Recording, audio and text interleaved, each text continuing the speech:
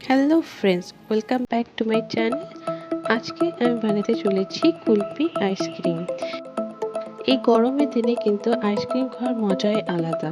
আর ছোট থেকে বড় সকলে কিন্তু আইসক্রিম খেতে খুবই পছন্দ করে। আর এই আইসক্রিম আমরা কিন্তু বাড়িতেই ঝটপট বানিয়ে নিতে পারি। তাহলে চলুন দেখে নিই আজকে আমাদের এই রেসিপিটি। আইসক্রিম বানানোর জন্য সবার প্রথমে আমি এখানে কাজু কিশমিশ আর কাঠবাদাম এগুলোকে একটু মিক্সচারে গুঁড়ো করে নেব। এখন আমার এটা গুঁড়ো করা হয়ে গেছে, এটাকে আমি সাইডে রেখে দেব। অন্যদিকে আমি নিয়ে নিয়েছি এখানে 3 কাপের মতো দুধ, একটা পাত্রে ঢেলে নেব। এটাকে আমি গ্যাস অন করে এই দুধটাকে একটু ফুটিয়ে নেব। এখন আমি এর মধ্যে দিয়ে দেব কর্নফ্লাওয়ার। তার জন্য আমি প্রথমে একটা পাত্রে 4 টিস্পুনের মতো কর্নফ্লাওয়ার নিয়েছি, সেটাকে একটু দুধ দিয়ে গুলে রেখে দেব। এখন আমি কর্নফ্লাওয়ারটাকে একটু গুলে রেখে দিচ্ছি এক সাইডে।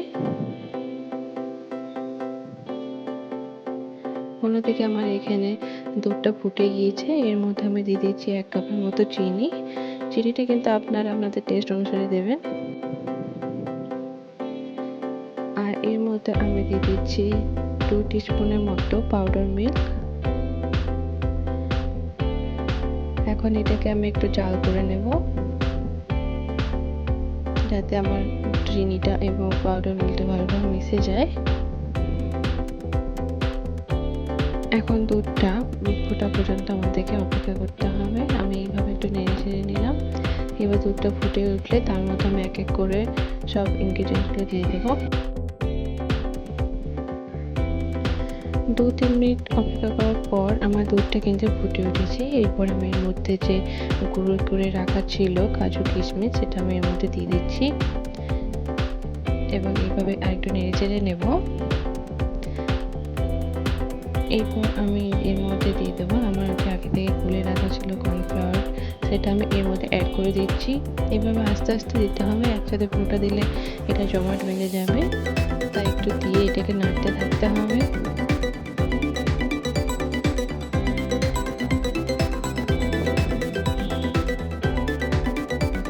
এইভাবে কিছুক্ষণ এটাকে নেড়ে নেওয়ার পর এই কর্নফ্লাওয়ার দেওয়ার জন্য এটা কিন্তু দুধটা গাঢ় হয়ে আসবে।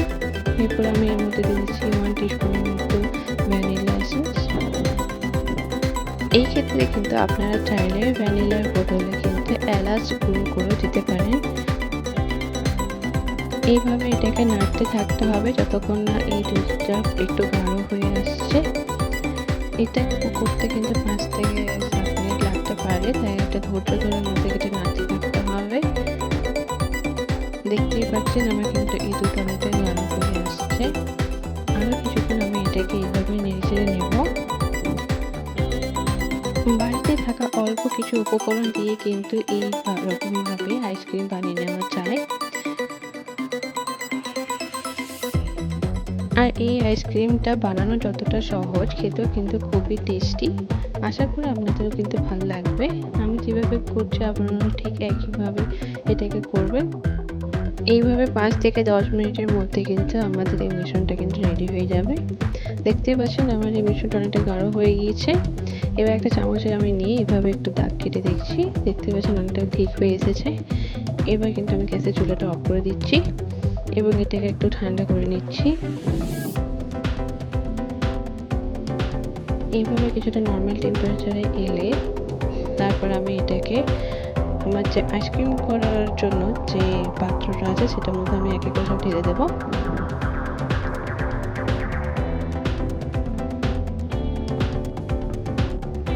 আপনারা চাইলে কিন্তু এই মিশ্রণটাকে ছোট ছোট গ্লাসে অথবা একটা বড় পাত্রের মতো জমতে দিতে পারেন।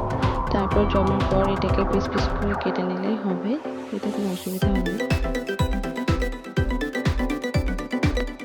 এই আইসক্রিমটা আমি এবার ফ্রিজের মধ্যে রেখে দেবো 7 থেকে 9 ঘন্টার মতো। আপনারা চাইলে এটাকে রাতে বানিয়ে রেখে ফ্রিজে রেখে দিতে পারেন, তাহলে সকালে এটা জমে যাবে।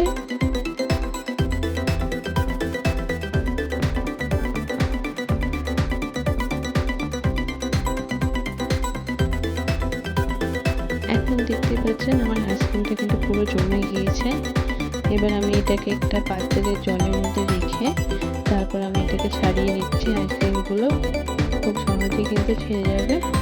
দেখতে পাচ্ছেন কত সুন্দর জমেছে আইসক্রিমটা। এটা খেতে কিন্তু খুবই টেস্টি হয়, বাচ্চাদেরও কিন্তু খুবই পছন্দ হবে। আপনারা কিন্তু অবশ্যই বাড়িতে একবার ট্রাই করে দেখবেন এবং কেমন হয়েছে আমাকে কমেন্ট বক্সে জানাবেন।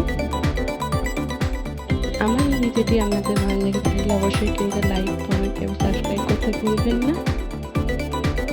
ভিডিওটি পুরোটি দেখার জন্য অসংখ্য ধন্যবাদ।